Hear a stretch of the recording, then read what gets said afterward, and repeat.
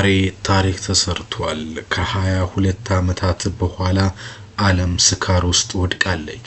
የአርሰናል ደጋፊዎች ከሰሜን ለንደን እስከ ኖርዝ ለንደን ድረስ፣ ከአዲስ አበባ እስከ ገጠራማው የኢትዮጵያ ክፍል፣ ከምዕራብ አፍሪካ እስከ ደቡብ አፍሪካ፣ ከሰሜን አውሮፓ እስከ ደቡብ አውሮፓ ድረስ፣ የካሪቢያን ደሴቶች፣ ሰሜን አሜሪካ፣ ደቡብ አሜሪካ፣ ምስራቅ አፍሪካን ጨምሮ እስከ አንታርክቲካ ድረስ ዓለም በስካር ሰምጣለች። እነሆ አርሰናል ከአርሰን ቬንገር የዘመናት ጥያቄና የዋንጫው ኃያልነት በኋላ በወጣቱና በቁርጥ ልጇቸው ሚካኤል አርቴታ አማካኝነት ከ2 ዓመት ጥበቃ ናፍቆት አርሰናል ዋንጫ ይበላም።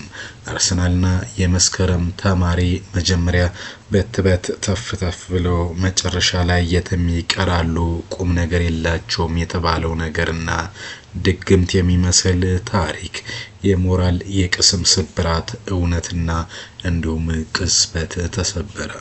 አርሰናል ከ22 ዓመታት በኋላ የእንግሊዝ ፕሪሚየር ሊግን ዋንጫ ሲበላ ሁሉም ነገር ህልም መሰለ።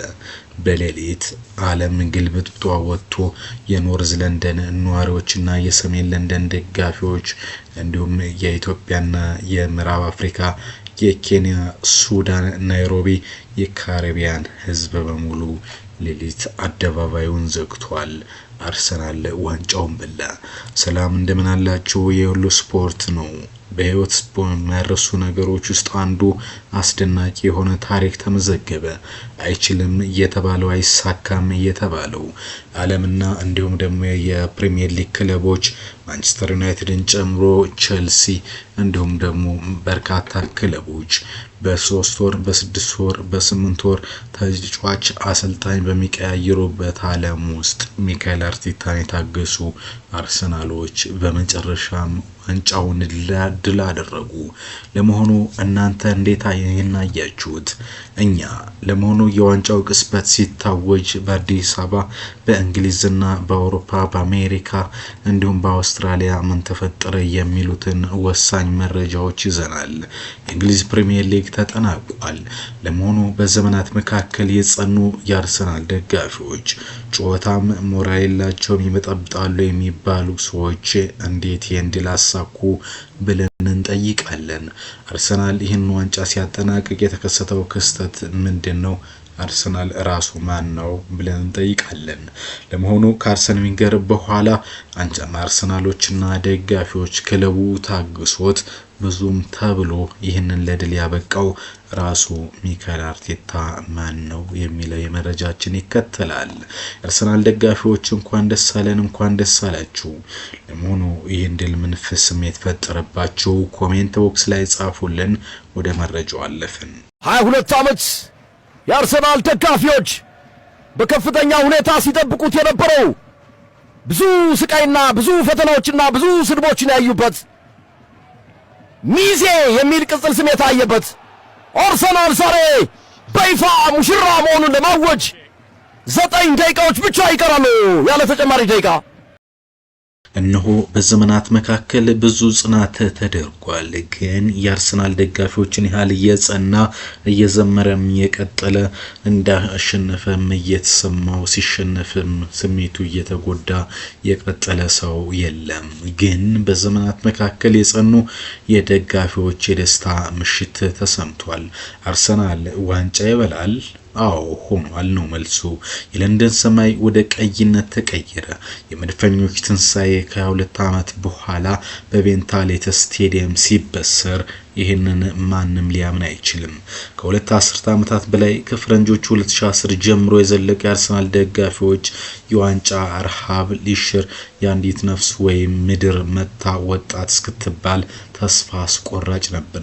አንዲት ልጅ ወልዳ እንዲሁም ደግሞ ተኬጅ ገብታ ተመራ አድጋ ጎልምሳ ከዩኒቨርሲቲ ተመረቃ እስካለ ድረስ እጅግ ላስቆራጭ።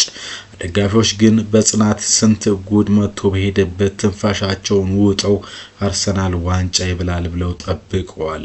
ዓለም ቅርጿን ብትቀያየር የዓለም ዋንጫ ወደ አፍሪካ ምድር ቢመጣ ቤጂንግ የሉላ ዘዋሪ ቢሆኑ ኢትዮጵያ አባይን ገድባ ድግሷን ብትመርቅም አርሰናል ዋንጫ ናፍቆት ዋንጫ አርቦት ዋንጫ ሳይበላ ዋንጫም ሳይገኝ ዋንጫ እየተባለ አርሰናል ዋንጫ በላ እየተባለ የመስከረም ተማሪዎችና መስከረም ደረሰ እየተባለ ሰኔ ትምህርት ቤት እየደረሰ የወላጆች በዓል እየተከበረ መስከረምም እየመጣ ተማሪዎች እየተመረቁ ህይወት እየተቀጠለ ልጆች እየተወለዱ እያደጉ ልጆች እየተዳሩ ህይወት ቀጠለ ይላል።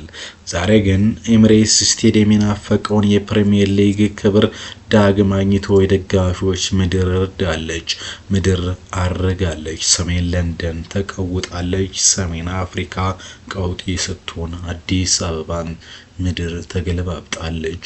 ዋንጫው አርሰናል ዛሬ ላይ በቆመበት ደረጃ በአጋጣሚ የመጣ ሳይሆን ባለፉት 4 ዓመታት ሚኬል አርቴታ በትግስት የገነባው በስሜትና በጩኸት የሰራው ሂደትን የማመን ፍሬ የትግስት ውጤት ነው ይላሉ ታዋቂው የእግር ኳስ ተንታኝ ጄሚ ካራገር በቅርቡ በሰጠው ትንታኔ የዘንድሮ አርሰናል ካለፉት 2 ዓመታት የሚለየው በአእምሮ ጥንካሬው ነው ብሎ ነበር።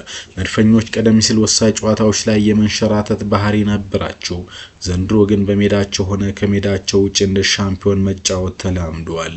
ይሁንና ግን በርካቶች ጭንቀትና መጨነቅ አንድ ጎል አሸንፎ አንድ ጎል አስቆጥሮ ወደ መከላከል መሄድ ፍጹም የዋንጫ ቡድን ያልሆነ እንዲሁም ደግሞ ተሰባሪ ተለማጭ ቡድን የዋንጫ ያልሆነ ሁልጊዜም የሚመራና መጨረሻ አካባቢ ወደ ኋላ የሚቀር ነበር። ያ ግን ከንቱ ሆኗል ይላሉ። በመከላከሉ ረገድ የገነቡት የብረት ግንብ በሊጉ ጥቂት ጎል ተቆጣሪ ቡድን እንዲሆን አስችሏቸዋል። ይህን ማንን አይክድም። መካከለኛው ክፍል ደግሞ እንግሊዛዊ ዴክላን ራይስ የቡድኑ ሞተርና ዋና ፊት አውራሪ በመሆን መከላከልና ማጥቃቱን በሚገርም ሁኔታ አስተሳስሮታል። እግር ኳስ በሜዳ ላይ ቢጫወትም አሸናፊው ግን በቁጥሮች ውስጥ ቀድሞ ይታያል እንደሚባለው ሁሉ የመረጃ ትንታኔዎች ላልሰራል ትልቅ ትኩረት ነበራቸው። በተለይ ግን ኦፕታ ኮምፒውተርስን የሚያክል ያልነበረም አርሰናል ይድረስ ሊተውብ الابداع والتوب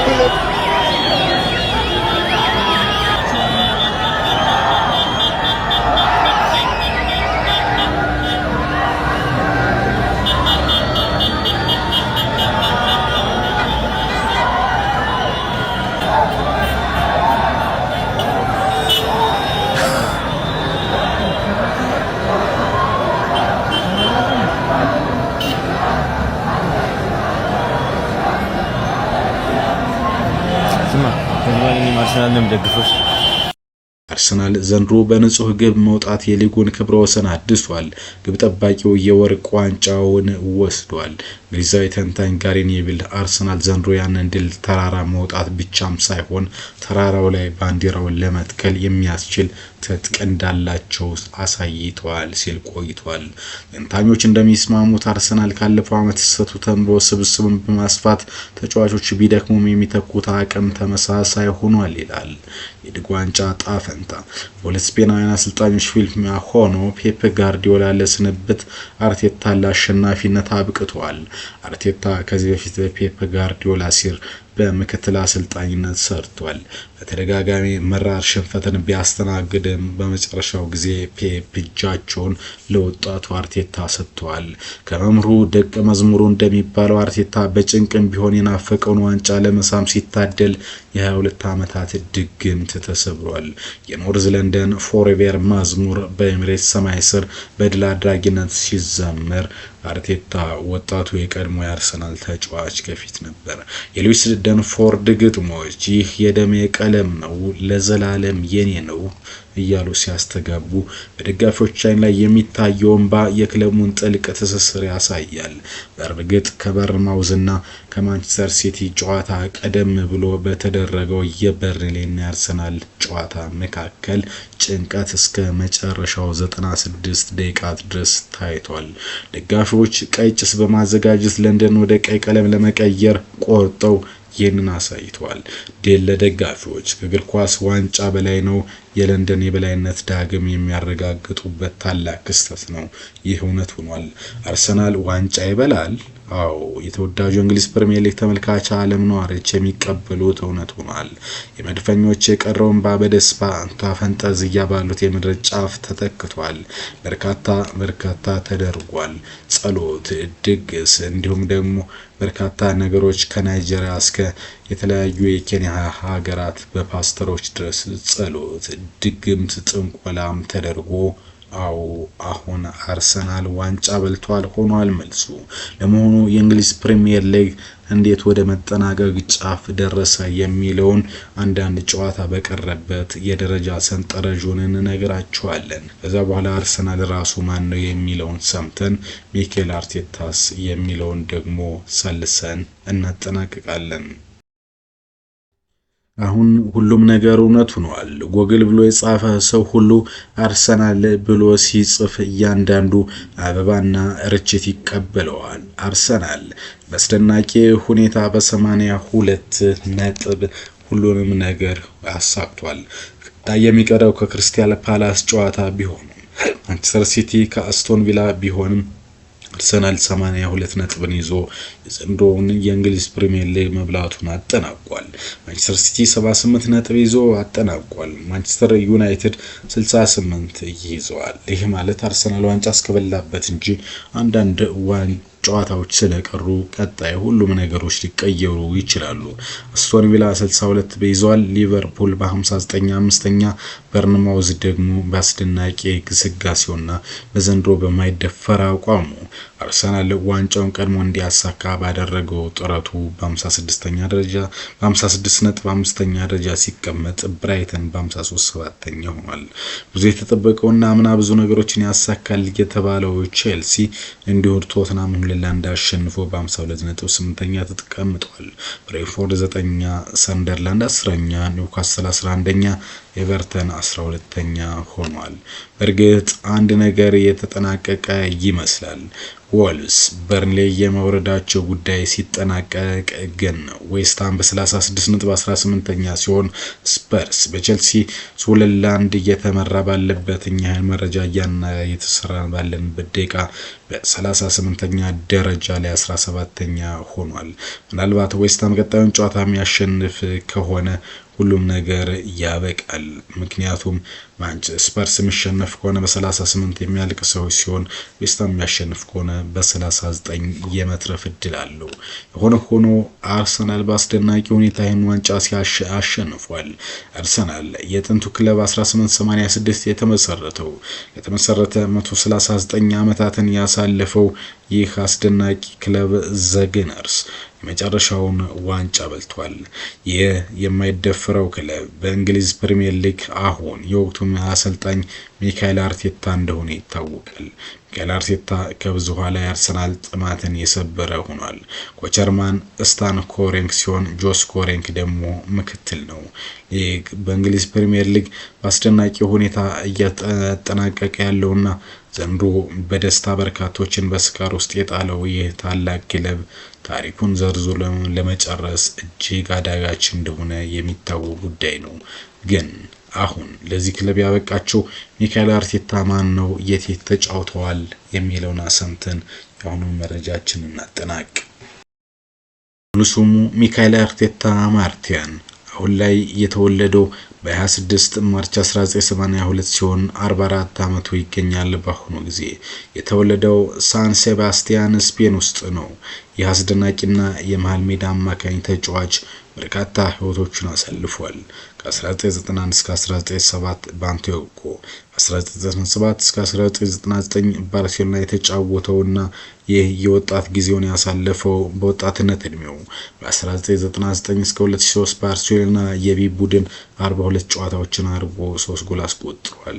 2001 እስከ 2002 በፓሪስ ሴን ጀርሜን ተጫውቶ በ31 ጨዋታ 2 ጎሎችን አስቆጥሯል በውሰት ጊዜው። 2002 እስከ 2004 እስከ ሬንጀርስ 50 ጨዋታዎችን አድርጎ 12 ግቦችን አስቆጥሯል። 2004 እስከ 2005 በሪያል ሶሽዳድ 15 ጨዋታዎችን ሲያደርግ አንድ ግብ በስሙ ተመዝግቧል። ይኸው ታሪኩ 2005 ለኤቨርተን በውሰት የተሰጠ ሲሆን በ12 ጨዋታዎች አንድ ግብ አድርጓል። ከዛም የህይወቱን ታሪክ የጀመረበትን 2005-2011 ድረስ በኤቨርተን 162 ጨዋታዎችን አድርጎ 27 ግብ አስቆጠረ። ከኤቨርተን አሁን ለዋንጫ ወዳበቃው ወደ አርሰናል የገባ ሲሆን በ2011-2016 በ110 ጨዋታ 14 ግቦችን አስቆጥሯል። በአጠቃላይ በ427 ጨዋታዎች 62 ግቦችን ያስቆጠረ ሰው ነው። ኢንተርናሽናል ጨዋታዎች ከ1998 እስከ 1999 ስፔን 16 ዓመት በታች በ10 ጨዋታዎች 4 ግብ፣ 1999 በ17 ዓመት በታች በ7 ጨዋታዎች ምንም ግብ አላስቆጠረም። 1999 እስከ 2003 በስፔን ከ18 ዓመት በታች በ13 ጨዋታዎች አንድ ግብ አስቆጥሯል። 2003 እስከ 2023 ድረስ በስፔን 21 ዓመት በታች ደግሞ የተለያዩ ጨዋታዎችን አድርጎ 2 ግቦችን ከመረብ ያሳረፈው ሚኬል አርቴታ ያሁን የአርሰናልን ድግም ሰብሮታል። 2019 በኋላ በአርሰናል ባደረጋቸው አስተዋጽኦዎች የሚታወቀው ሚኬል አርቴታ አሁን ዋንጫ ይበላም ምንም አይሳካለትም የተባለውን አርሰናል ለታላቁ የዓለም ዋንጫ ሲያበቃው አሁን የእንግሊዝ ፕሪሚየር ሊግ ተጠናቆ የዓለም ዋንጫ ዋዜማ ላይ ደርሶም አፍሪካ፣ አውሮፓ፣ አውስትራሊያ አብዛኛው የምድር መኖሪያና በርካታ ከዩናይትድ ቀጥሎ በርካታ ደጋፊ ያለው የሚባለው አርሰናል ቤተሰቦች በሙሉ በደስታ ውስጥ ተውጠዋል።